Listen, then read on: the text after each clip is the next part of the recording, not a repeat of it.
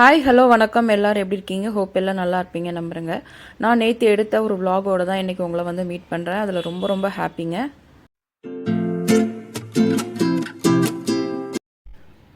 3 டேஸ்க்கு முன்னாடி போட்ட ஹென்னாவால் பார்த்தீங்கன்னா ஹேர் ரொம்ப ட்ரை ஆயிடுச்சுங்க. தொட்டு பார்க்குறதுக்கே அவ்வளோ நல்லா இல்லை. ஸோ அதை அவாய்ட் பண்ணுங்கிறதுக்காக நான் வந்து ஒரு ஹேர் மாஸ்க் தான் ரெடி பண்ணியிருக்கேன். 4 டேபிள் ஸ்பூன் அளவுக்கு வந்து ஆலி விதை, அதாவது ஃப்ளாக் சீட் எடுத்துருக்கேங்க. அதில் வந்து ஒரு கப் அளவுக்கு தண்ணி சேர்த்துக்கிறேன். தண்ணி சேர்த்துட்டு இதை வந்து நல்லா வந்து கொதிக்க வச்சுக்கணும். சிம்மில் வச்சு கொதிக்க வச்சோன்னா இது நல்லா ரெடியூஸ் ஆகி உங்களுக்கு ஒரு நல்ல ஒரு ஜெல்லி ஃபார்மேட்டில் அந்த ஆலோவேரா ஜெல்லெல்லாம் எடுத்தால் வரும் இல்லைங்களா, அது மாதிரி ஒரு ஃபார்மேட் கிடைக்கும். ஸோ பார்த்தீங்கன்னா இப்போ உங்களுக்கு பார்க்கும்போதே தெரிஞ்சிருக்கும், இது நல்லா வந்து ஒரு ஜெல்லி கன்சிஸ்டன்சி வந்துருச்சு. இதை வந்து இப்போ நல்லா ஆற வச்சுக்கணும் கொதித்த பிறகு. நைட்டுக்கு நல்ல ஒரு டின்னர் பிளான் பண்ணியிருக்கனால நான் மத்தியானத்துக்கு வந்து முருங்கைக்கீரை பொரியலும் கொஞ்சமாக வந்து காய் பருப்பு கூட்டும் தாங்க பண்ணியிருந்தேன். ஸோ இது ரெண்டுமே ரொம்ப சிம்பிளான ரெசிபி, ஒரு கம்ஃபர்ட் ஃபுட் ஆக்சுவலி. குக்கரில் வந்து துவரம்பருப்பு, கொஞ்சமாக வந்து பாசிப்பருப்பு, கூடவே எந்த காய் இருக்கோ அதை சேர்த்து நான் வந்து வேக வச்சுக்க போகிறேன். காய் வேக வைக்கும்போது கூடவே பார்த்திங்கன்னா உப்பு, மஞ்சள் தூள், மிளகாய்த்தூள், சீரகம் எல்லாம் போட்டு கொஞ்சம் பெருங்காயத்தூளும் போட்டு இதை வந்து குக் பண்ணி 3 விசிலுக்கு எடுத்துட்டோன்னா அந்த காய் பருப்பு ரெடி ஆகிடும்.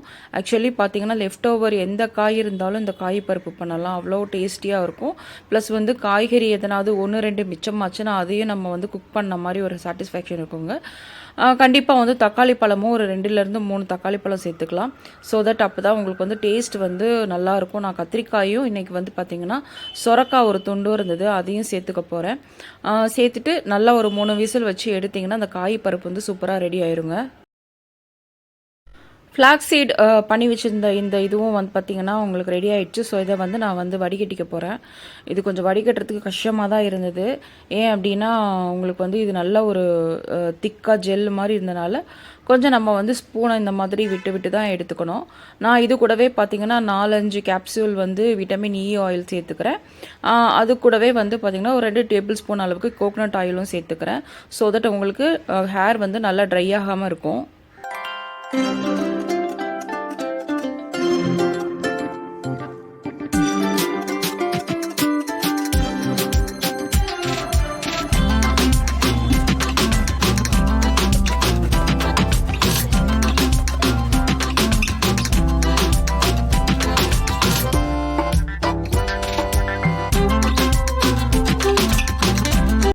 இப்போ கீரை பொரியலுக்கு கடாயில் கொஞ்சமாக தேங்காய் எண்ணெய் விட்டுக்கிறேங்க. உங்களுக்கு எந்த எண்ணெய் இஷ்டமோ அதை சேர்த்துக்கலாம். கூடவே வந்து ஒரு 1/2 டீஸ்பூன் அளவுக்கு கடுகு உளுந்த பருப்பு சேர்த்துக்கிறேன். கடுகு உளுந்த பருப்பு நல்லா பொரிஞ்ச பிறகு பார்த்திங்கன்னா ஒரு 2 பெரிய வெங்காயம், கொஞ்சமாக பச்சை மிளகா, அதாவது காரத்துக்கு ஏற்ற மாதிரி பச்சை மிளகா, கொஞ்சம் கருவேப்பிலை எடுத்து வச்சுருக்கேன். ஸோ அதையும் வெட்டி இதில் வந்து சேர்த்துட்டு நல்லா வதக்கி எடுத்துக்க போகிறேன். இது ஓரளவுக்கு நல்லா வதங்கினோன்னே பார்த்திங்கன்னா உங்களுக்கு கீரை சேர்த்துக்கணும். முருங்கைக்கீரை பார்த்திங்கன்னா ரொம்ப நல்லது, பட் ஆனால் ரொம்ப வேக வைக்கக்கூடாது. வெந்து கெட்டது முருங்கைக்கீரைன்னு சொல்லி பழமொழியே இருக்குது. ஸோ அதுக்கேற்ற மாதிரி கீரையை வந்து கொஞ்சம் பதமாக எடுக்கணும், இல்லை வந்து கீரையில் இருக்க சத்து ஃபுல்லாகவே வீணாக போயிடும்.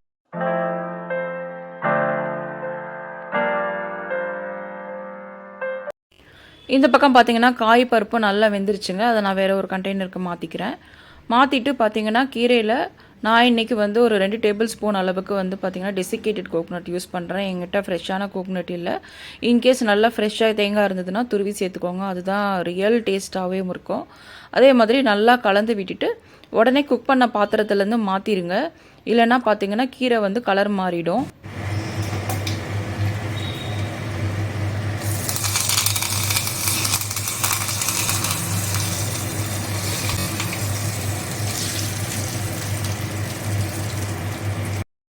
காய் பருப்புலையும் பார்த்தீங்கன்னா கடுகு உளுத்தம் பருப்பு, கருவேப்பிலை, கொஞ்சம் வரமிளகா சேர்த்து அழிச்சு கொட்டிட்டேங்க. போட்ட ஹேர் மாஸ்க்கும் நல்ல ஒரு ரிசல்ட் கொடுத்ததுங்க. நல்ல ஒரு சாஃப்ட்னஸ் இருந்தது. ட்ரை பண்ணி பாருங்கள், உங்களுக்கு பிடிக்கும்.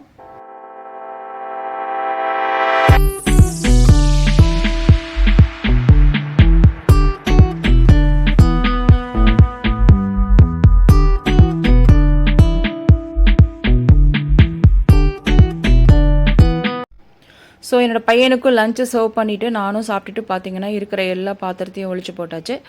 நான் டிஷ்வாஷரில் தான் வந்து பாத்திரம் லோட் பண்ணியிருப்பேன் எப்பயுமே. இங்கே பார்த்தீங்கன்னா இன்றைக்கி வந்து ஒரு 1/2 hour மட்டும் எனக்கு கொஞ்சம் தான் பாத்திரம் இருந்தது. ஸோ 1/2 hour மட்டும் லோட் பண்ணிவிட்டு டிஷ்வாஷரில் கையில் தேய்க்க வேண்டிய பாத்திரம் எல்லாத்தையும் தனியாக வந்து கையில் தேய்ச்சி எடுத்தாச்சு.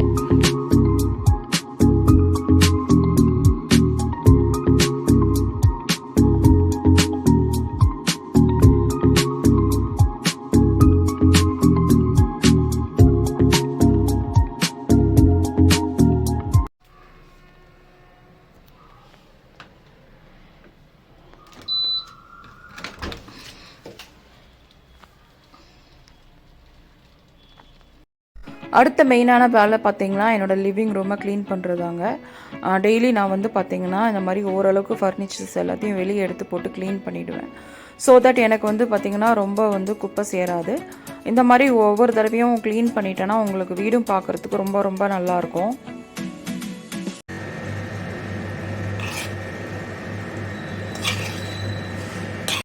இப்போ டைம் பார்த்தீங்கன்னா 6:30 ஆகிடுச்சுங்க. டின்னர் பிளான் பண்ணியிருந்தேன். ஆக்சுவலி நான் வந்து இன்றைக்கி காலிஃப்ளவர் மஞ்சூரியன் தான் பிளான் பண்ணியிருந்தேன். என்ன ஒரு விஷயம்னா அந்த காலிஃப்ளவர் மஞ்சூரியன் வந்து செஞ்சு ஆல்மோஸ்ட் 1 year ஆயிடுச்சுங்க. ஸோ தட் பசங்க வந்து ரொம்ப நாளாக கேட்டுட்டு இருந்தாங்க. சரி பண்ணி கொடுத்துடலாமேன்னு சொல்லிட்டு நான் வந்து பார்த்துட்டிங்கன்னா ஒரு பாத்திரத்தில் கொஞ்சமாக தண்ணி வச்சு உப்பு சேர்த்துக்கிறேன். காலிஃப்ளவரை இந்த மாதிரி வந்து பூவாக வந்து தனித்தனியாக எடுத்துக்கலாம்.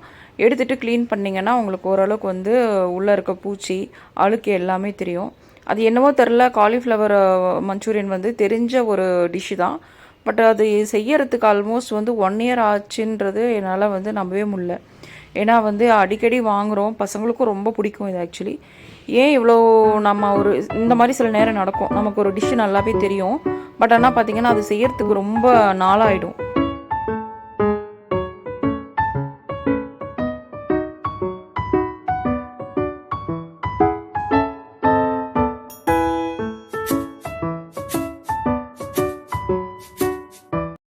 ஒரு 60% பார்த்திங்கன்னா காலிஃப்ளவர் குக் ஆகிடுச்சுங்க.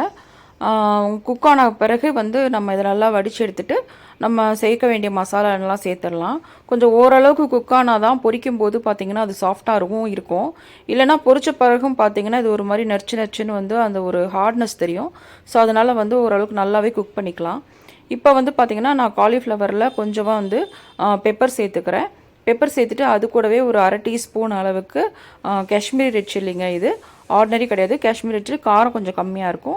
அது கூடவே பார்த்தீங்கன்னா 2 tablespoon அளவுக்கு சில்லி சாஸ் ஆட் பண்ணிக்கிறேன். இது உங்கள் விருப்பம்தான் வந்து.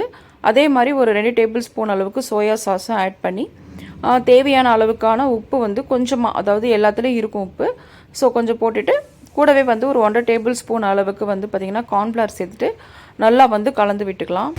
கார்ன்ஃப்ளவர் வந்து எல்லா இடத்துலையும் நல்லா கோட் ஆகிற மாதிரி பார்த்துக்கணுங்க. அப்போ தான் வந்து பொரிக்கும் போது நல்லா மொறுன்னு கிறிஸ்பியாக இருக்கும். இதோட பெரிய இன்னொரு விஷயம் என்னென்னா, இந்த கார்ன்ஃப்ளவர் சேர்த்து எண்ணெயில் பொரிக்கும் போது சில நேரம் ஒட்டிகிட்டு இருக்கும். அதை அவாய்ட் பண்ணுறதுக்காக ஒரு 1/2 tablespoon அளவுக்கு பார்த்திங்கன்னா கடலை மாவு சேர்த்துக்கிறேங்க. கொஞ்சம் தான் கடலை மாவு சேர்த்துட்டு நல்லா இந்த மாதிரி கலந்து விட்டுக்கலாம். கூடவே கொஞ்சமாக தண்ணியும் ஆட் பண்ணி நம்ம கலந்தோன்னா ஓரளவுக்கு வந்து இது மசாலா எல்லாமே வந்து காலிஃப்ளவரில் நல்லா பிடிச்சிக்கும். இப்போ பார்த்தீங்கன்னா ஒரு 1/2 teaspoon அளவுக்கு நான் வந்து ஃப்ரூட் சால்ட், அதாவது ஈனோ எடுத்துக்கிறேங்க. இதை வந்து தண்ணியில் மிக்ஸ் பண்ணி சேர்த்துக்கிறேன். இது எதுக்குன்னா, இதை ஊற்றி நம்ம செஞ்சு, இது வந்து ஆப்ஷனல் தான், பட் ஆனால் ஊற்றி செய்யும்போது உங்களுக்கு வந்து எந்த பொருளாக இருந்தாலும் அது கொஞ்சம் பஃபியாக நல்லா புஷ்ஷுன்னு வரும்.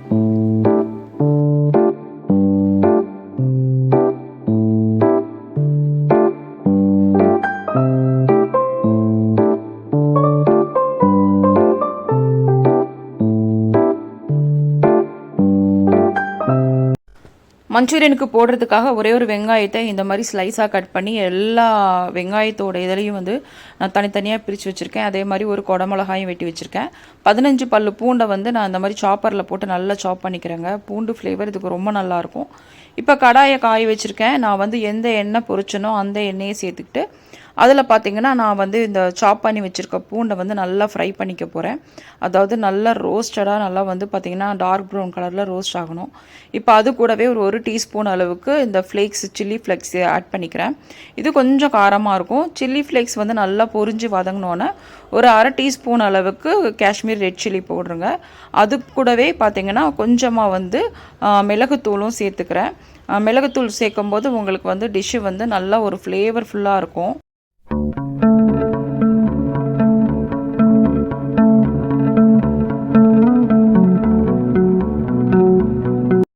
இப்போ ஒரு 3 டேபிள் ஸ்பூன் அளவுக்கு பார்த்தீங்கன்னா வந்து தக்காளி சாஸ் ஆட் பண்ணிக்கிறேங்க. இது பார்த்தீங்கன்னா ஸ்வீட் அண்ட் சவர் இருக்கும்ல, அந்த தக்காளி சாஸ் தான். இப்போ அது நல்லா வந்து ஓரளவுக்கு எண்ணெயில் வந்து நல்லா வறுபட்ட உடனேயே தேவைக்கு ஏற்ப வந்து நான் சோயா சாஸ் ஆட் பண்ணிக்கிறேன். சோயா சாஸ் வந்து ஒரு 2 டேபிள் ஸ்பூன் இருக்கிற மாதிரி பார்த்துக்கலாம். இது எல்லாமே தான் அதுக்கு கொஞ்சம் டேஸ்ட் கொடுக்கும். இதில் வந்து 1 டீஸ்பூன் அளவுக்கு நான் வந்து சில்லி சாஸ் ஆட் பண்ணேன். அது வந்து ஆக்சுவலி நான் ஷூட் பண்ணுறதுக்கு மறந்துட்டேன். ஸோ அதையும் ஆட் பண்ணி நல்லா வந்து இந்த மாதிரி எண்ணெயில் இது எல்லாமே பொரியிற மாதிரி பண்ணிவிட்டு கொஞ்சமாக தண்ணி விட்டுக்கலாங்க. தண்ணி விட்டால் தான் இது எதுவுமே வந்து பிடிக்காது. இல்லைனா சீக்கிரம் பார்த்தீங்கன்னா அந்த சோயா சாஸோட பிசுபிசுப்பு தன்மைக்கு அடி பிடிச்சிக்கும். இது நல்லா வந்து தண்ணி சேர்த்த பிறகு உங்களுக்கு நல்லா கலந்து வரும்.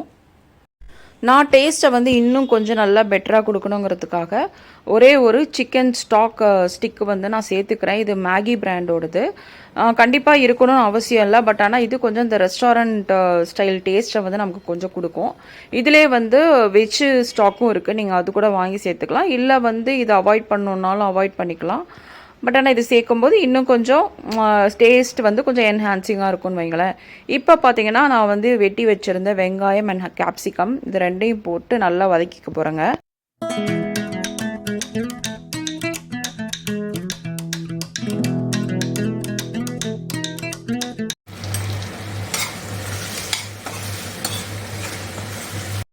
இப்போ இதில் பார்த்தீங்கன்னா நான் 1 டம்ளர் அளவுக்கு தண்ணி சேர்த்துக்கிறேன். ஆக்சுவலி நான் வந்து இன்றைக்கி வந்து இதை வந்து சப்பாத்தியோட சர்வ் பண்ணுறேன். கேட்குறதுக்கு கொஞ்சம் வியர்டாக இருந்தால் கூட இந்த chapati with cauliflower Manchurian taste ரொம்ப நல்லாயிருக்கும். தண்ணி விட்ட பிறகு டேஸ்ட் பண்ணி பார்த்தா கொஞ்சம் உப்பு கம்மியாக இருந்து, ஸோ அதையே ஆட் பண்ணிக்கிறேன். நீங்கள் வந்து இது இந்த மாதிரி காலிஃப்ளவர் மஞ்சூரியன் இந்த மாதிரி டிஷ்லாம் வந்து இதோட சர்வ் பண்ணுவீங்கன்னு சொல்லி கமெண்ட்ஸை சொல்லுங்கள். இப்போ 2 டேபிள் ஸ்பூன் அளவுக்கு கார்ன்ஃப்ளவரை நல்லா தண்ணி விட்டு கரைச்சி ஊற்றிக்கிறாங்க. ஸோ தட் உங்களுக்கு ஊற்றும் போதே உங்களுக்கு நம்ம கலரிட்டு இருந்தா போதே தெரியும். அது வந்து கொஞ்சம் கொஞ்சமாக திக்காக ஆரம்பிக்கும். கொஞ்சம் கண்ணாடி பதம் வர மாதிரி தெரியும் நமக்கு. ஸோ அந்த ஸ்டேஜ் வந்து கரெக்டான ஸ்டேஜ். நமக்கு வந்து இப்போ வந்து நான் கொஞ்சம் டேஸ்ட் பண்ணி பார்த்துக்கிறேன். நான் வந்து ஆக்சுவலி நிறையா சில்லிஸ் காரம் ஆட் பண்ண மாதிரி இருந்தது. டேஸ்ட் பண்ணி பார்க்கும்போது ஆனால் வந்து காரம் அவ்வளோ கிடையாது. இப்போ பொரிச்சு வச்ச காலிஃப்ளவர் எல்லாத்தையும் போட்டு நல்லா மிக்ஸ் பண்ணிக்கிறேங்க.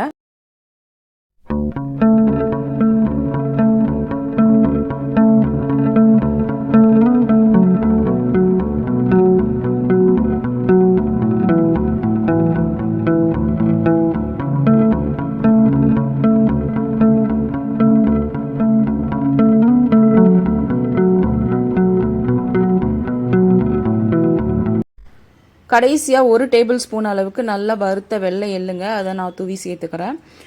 எள்ளு போடும்போது உங்களுக்கு ஃப்ளேவரும் நல்லாயிருக்கும், டேஸ்ட்டும் கூட நல்லாயிருக்கும். பொதுவாக இந்த மாதிரி சைனீஸ் டிஷ்ஷிலலாம் வந்து நான் வந்து பொதுவாக இந்த செசமி சீட்ஸ் ஆட் பண்ணுறதை பார்த்துருக்கேன். ஸோ இதுலேயே நான் ஆட் பண்ணிக்கிட்டேன். குழந்தைங்களுக்கும் இது மூலமாக எள்ளு கொடுத்த மாதிரி இருக்கும். ஃபைனல் ரிசல்ட் வந்து அவுட்புட் அவ்வளோ சூப்பராக வந்திருந்ததுங்க. ஆக்சுவலி உங்களுக்கு பார்த்தீங்கன்னா காய்கறி எல்லாமே வந்து நல்லா கிறிஸ்பாக வந்திருந்தது. அதாவது ரொம்ப கொலன்னு வேகலை. அதே மாதிரி உங்களுக்கு இந்த காலிஃப்ளவரும் நல்லா அந்த கிரேவியோட சோக் ஆகி அவ்வளோ டேஸ்ட்டாக இருந்தது. எல்லா டிஷ்ஷு கூடயும் சர்வ் பண்ணலாம் அந்த மாதிரி இருந்தது. ஆக்சுவலி நான் சப்பாத்தியோட தான் சர்வ் பண்ணேன். நீங்கள் வந்து ஃப்ரைட் ரைஸ் நூடுல்ஸ் கூட சர்வ் பண்ணிக்கலாம். ஸோ ஃபேமிலிக்கு பார்த்தீங்கன்னா பசங்களுக்கு இதை கொடுக்கும்போது அவங்களுக்கு ரொம்ப ரொம்ப ஹாப்பி. ரொம்ப நாள் கழித்து செஞ்சது அவங்களுக்கு ரொம்ப திருப்தி. கண்டிப்பாக அவங்களுக்கு இந்த வீடியோ பிடிச்சிருக்குன்னு நினைக்கிறேன். பிடிச்சிருந்தா லைக் பண்ணுங்கள், ஷேர் பண்ணுங்கள், கமெண்ட் பண்ணுங்கள், மறக்காமல் சப்ஸ்கிரைப் பண்ணிக்கோங்க. இன்னொரு vlogல மீட் பண்ணலாம். பாய்.